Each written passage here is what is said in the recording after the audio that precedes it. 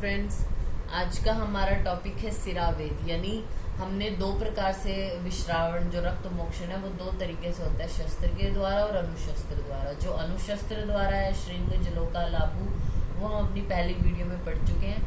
शस्त्र के द्वारा हमारे दो टाइप से हम इसको कर सकते हैं, प्रच्छान और सिरावेद। प्रच्छान जो है वो क्या होता है, पद लगाना, मीन्स छोटे छोटे इंसिजन के द्वारा जो है वो हम रक्त का निर्हरण कर रहे हैं, वो प्रच्छान होता है। पिंडित रक्त में या त्वचा के स्तरीय उत्तान भाग में अगर हमें रक्त मोक्षण करना हो तो हम प्रच्छान से करते हैं। वो उसमें इतना है नहीं, इसलिए हम सिरावेद को इसमें डिस्कस करेंगे।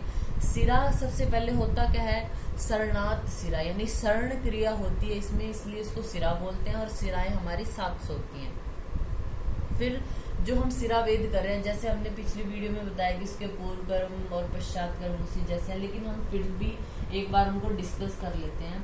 तो इसके सिरावेद का अगर हम पूर्व कर्म कर रहे हैं तो उसमें हमें क्या देखना है, सबसे पहले पेशेंट योग्य है या अयोग्य है, उसके जो योग्य हैं वो देखने हैं, अयोग्य हैं वो उनके बीच में डिफ्रेंशिएट करना है हमने। फिर अगर हमें पता चल गया कि रोगी हमारा योग्य है तो उसकी परीक्षा करनी है, यानी किस विधि से हम उसको सिरा मोक्षण करा रहे हैं। ये करने के बाद रोगी की प्रिपरेशन करनी है, स्नेहन स्वेदन कराना है, उसको लघु आहार देना है, वेशभूषा उसकी कैसी होनी चाहिए, कंसेंट लेना, उसकी ब्लड की एग्जामिनेशंस कराना, ये सारा हमारा पूर्व कर्म में आता है। और इसके लिए संभार संग्रह हम क्या करेंगे सिरावेद के लिए, जैसे व्रीहिमुखी शस्त्र होना चाहिए, कुठारी का त्रिकुलचक शस्त्र, कांच पात्र होना चाहिए हमारे पास, टॉर्निक्वेट के रूप में जैसे हम रस्सी का यूज कर सकते हैं, पिचू होना चाहिए, कॉटन हो, कपड़ा हो, नैपकिन्स, उष्ण जल पात्र होने चाहिए, नेत्र बंधन पट्टिका, स्वेदन यंत्र होना चाहिए, 2 परिचारक, आर्टरी फोर्सेप या नाइफ भी चाहिए,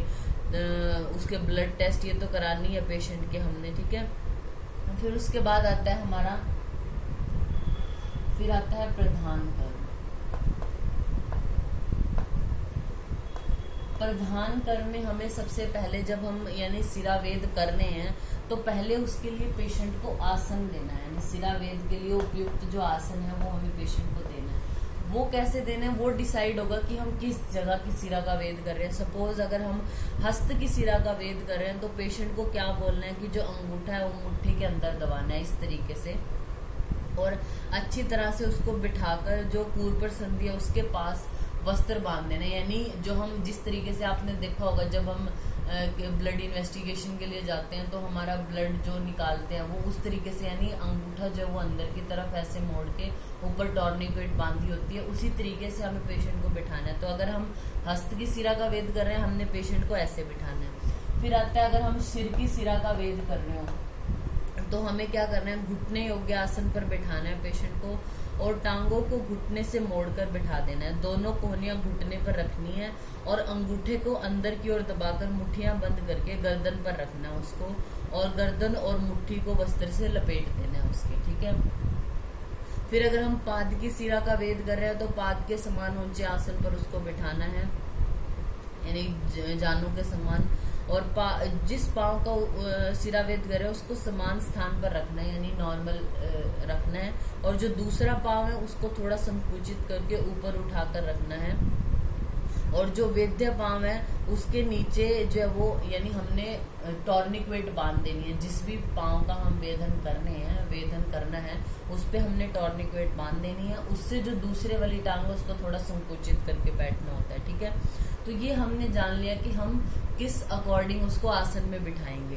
फिर हमें क्या करना है, जो हमारी सिरा है उसको भी तो हमने डिसाइड करना है, रोग के अनुसार जो है वो हम इसमें जो सिरा वेद है इसमें बहुत इंपॉर्टेंट है। अगर आप सिरा वेद की विधि लिख रहे हो तो आपको इसका एक चार्ट बनाना ही पड़ेगा कि आप रोगों के अकॉर्डिंग कौन सी सिरा का वेद करते हो।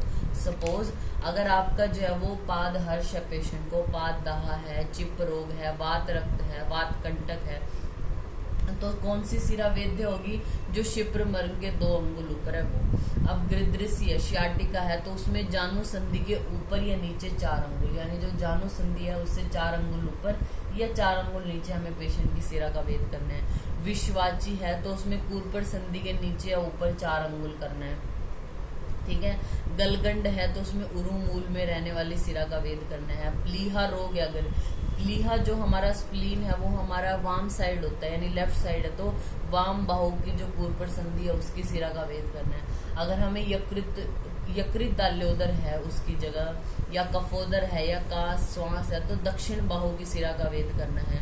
मूत्र वृद्धि में हमें वृषण के पीछे की सिरा का वेद करना है। जलोदर में हमें नाभि के नीचे 4 अंगुल लेफ्ट साइड में जो सिरा है उसका वेदन करना है। तृतीयक ज्वर है तो उसमें त्रिक संधि के मध्य की सिरा का वेद करना है। नासा रोग है तो नासा अग्र की शिरा का वेद करना है। अपस्मार में हनु संधि के मध्य की सिरा का वेद करना है। कर्ण रोगों में कान के ऊपर की सिरा का, तालुगत रोगों में तालु की सिरा का, ठीक है। यानी इस तरीके से हमें ये डिसाइड करना है कि कौन सी सिरा का वेद कर रहे हैं। आसन पर भी बिठा दिया पेशेंट को, ये भी डिसाइड कर दिया कि कौन सी सिरा वेद करनी है। तो हमें सम्यक अब क्या करना है, उसका वेदन करना है। जो भी हमें हमारी जो सिरा है रोग अनुसार या फिर उसको न्यासन पर बिठा दिया, उसके अकॉर्डिंग निश्चित हुई कि इस सिरा का वेद करना है, तो हमने वेदन कर देना है। वो वेदन कैसे करना है, जो मासल एरिया है, मतलब जहाँ पे फैट है ज्यादा, तो हमें जो वेदन करना है वो करना है ये प्रमाण में, ये मासल एरिया पर है। अगर मासल एरिया नहीं है तो हमें जो है वो आधा योग प्रमाण में जो है वो वेदन कर देना है। वेदन करने के बाद हमारे जो होंगे सम्यक वेदन हो जाएगा तो दूषित रक्त बहना शुरू हो जाएगा। और इसके सम्यक सिरा वेद हुआ है उसके क्या लक्षण दिखाई देंगे आपको, जो वो रक्त है वो खुद ब खुद आना बंद हो जाएगा। और फिर प्रधान कर्म में हम सम्यक, अतियोग और हीन योग तो पढ़ती हैं, जो हम जलोका में पढ़ के आ चुके हैं। उसी तरीके से इनके भी कि लागमम वेदना शांति व्याधि वेग परीक्षा सम्यक विश्रावते लिंगम प्रसादो मनस तथा, ये सम्यक लक्षण है। अतियोग हो तो क्या होगा, अयोग हो तो क्या होगा, फिर उसके उपद्रव के शमन के क्या उपाय हैं, यानी अल्प रक्तस्राव हुआ तो एला, तगर, विडंग आदि के चूर्ण को सेंधा लवण और तिल तेल में मिलाकर रगड़ना है। अति प्रवृत्ति हुई तो हमने जो वो लोद्र है, गैरिक है, इनके चूर्ण को रखना है। क्षार और अग्नि दग्ध भी कर सकते हैं। इसमें जब हम सिरा वेद कर रहे हैं तो हमारे पास 4 प्रोसीजर है ब्लड रोकने के लिए: संधान, स्कंदन, पाचन और दहन। यानी हम संधान के द्वारा रोकते हैं, स्कंदन के द्वारा यानी जो है हम क्लॉटिंग को प्रमोट कर रहे हैं इसमें, पाचन के द्वारा या फिर दहन के द्वारा। इन 4 प्रोसीजर के द्वारा हम उस ब्लड को रोकते हैं, ठीक है। अब जो हमने ब्लड निकाला है यानी सिरा वेद किया, उसका प्रमाण क्या होना चाहिए, 1 प्रस्थ। मैक्सिमम जो हम ब्लड निकाल रहे हैं पेशेंट का वो 1 प्रस्थ होना चाहिए, इससे ज्यादा ना हो, ठीक है। उत्तम प्रमाण है ये। तो ये हमारे प्रधान कर्म हो गए।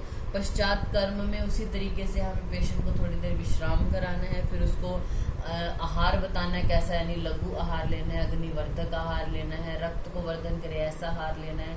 अम्ल द्रव्य या तो सेवन ही ना करो, सेवन करने तो बहुत कम करने हैं।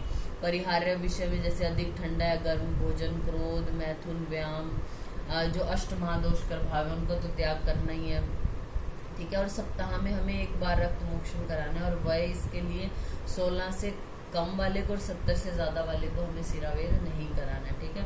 और पेशेंट की पश्चात कर्म में हमने क्या करनी है, वाइटल्स भी रिकॉर्ड कर लेने हैं कि पेशेंट जो वो स्टेबल तो है या नहीं, ठीक है। तो ये हमारा टॉपिक हो गया सिरावेद। Thank you.